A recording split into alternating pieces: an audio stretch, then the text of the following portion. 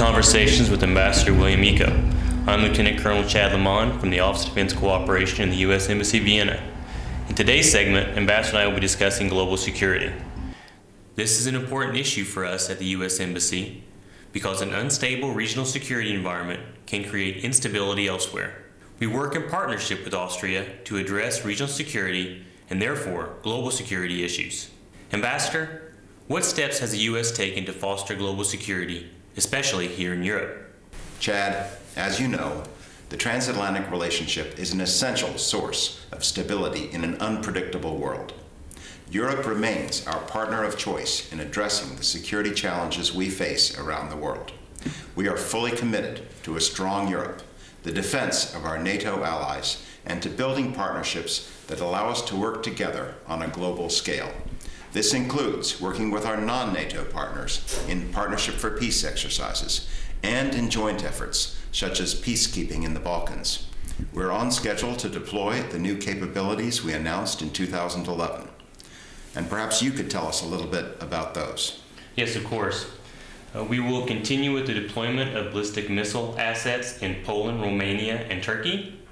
We will also initiate home basing of Aegis-based ships in Spain, which also have a ballistic missile defense capability. And we will deploy an aviation detachment in Poland to enhance training opportunities there. But this is all on the military side. What do you see the Department of State doing to promote global security? The State Department is an important component of what Secretary of State Clinton outlined as the 3 Ds: defense, diplomacy, and development. It's a matter of balancing those 3 parts, while also including economic power. The State Department's role is primarily to help prevent conflicts. For example, we're working with our partners in the United Nations on sanctions against Syrian regime officials and Iranian entities that are working on sanctioned nuclear projects. Like Austria, we also support civil society organizations around the world. In post-conflict environments, such as Libya, we provide technical assistance, aid in the organization of elections, humanitarian food, and other assistance as needed. The Secretary of Defense recently announced our goals for the next 10 years, which include downsizing the military and reducing our budget by $478 billion. How do you see this affecting our effectiveness in the world? Yes, we are resizing the military and cutting spending to address a changing security environment. But at the same time, we're going to advance our technology and focus on places in the world where we believe more resources are needed. We'll strengthen our presence in the Asia-Pacific region, stay vigilant in the Middle East, and maintain our partnership with Europe. And we'll develop new partnerships and alliances in other places. We're going to eliminate outdated Cold War-era systems. Instead, we're going to invest in what we need for the future: intelligence, surveillance and reconnaissance, counterterrorism, and countering weapons of mass destruction. Working with Austrian military officials has been a rewarding experience for me because of their unique geostrategic position and history give them a perspective on security that is sometimes different than ours. Ambassador, what do you see as Austria's strength in promoting global security? That's something for Austrians themselves to decide.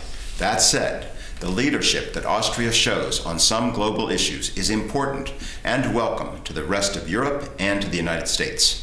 Austria has been part of NATO's Partnership for Peace initiative since 1995. Austria has been concentrating on peacekeeping, humanitarian and disaster relief, and search and rescue operations. Austrian military police and civilian personnel have been praised for their role in areas such as Kosovo, Bosnia, Chad, Lebanon, and the Golan Heights. Their work helps create a stable future in the Western Balkans and the Middle East, all areas of strategic concern to Austria. Austria and the United States are collaborating to create conditions between Serbia and Kosovo that will be conducive for EU mediation. So that's another important role that Austria is playing. In recent years, I was able to visit Austrian troops in Kosovo and Bosnia. I saw firsthand the tremendous work they were doing in sometimes difficult and dangerous conditions. How have Austria's contributions in Afghanistan made a difference? Austria and many other UN members have contributed to a more stable environment in Afghanistan. It's a long-term task. Austria has a small number of military personnel serving with the International Security Assistance Force, and 5 police officers in the EU mission to train Afghan police. Under the auspices of the OSCE, Austria provides training for the Afghan Customs Department. In previous years, Austria deployed a company of combat forces who were praised for their professional work in Afghanistan. This shows the true meaning of global security. Developments in Afghanistan impact people around the world. We saw that in the United States on September 11th. Austria has also seen the need to arrest individuals who traveled to the region for terrorist training. So Austria plays a role in helping to shape the future for the Afghan people, and I value this partnership. Ambassador Eacho, thank you for taking this time to speak with me about global security. We'll see you next time for more conversations with Ambassador Eacho.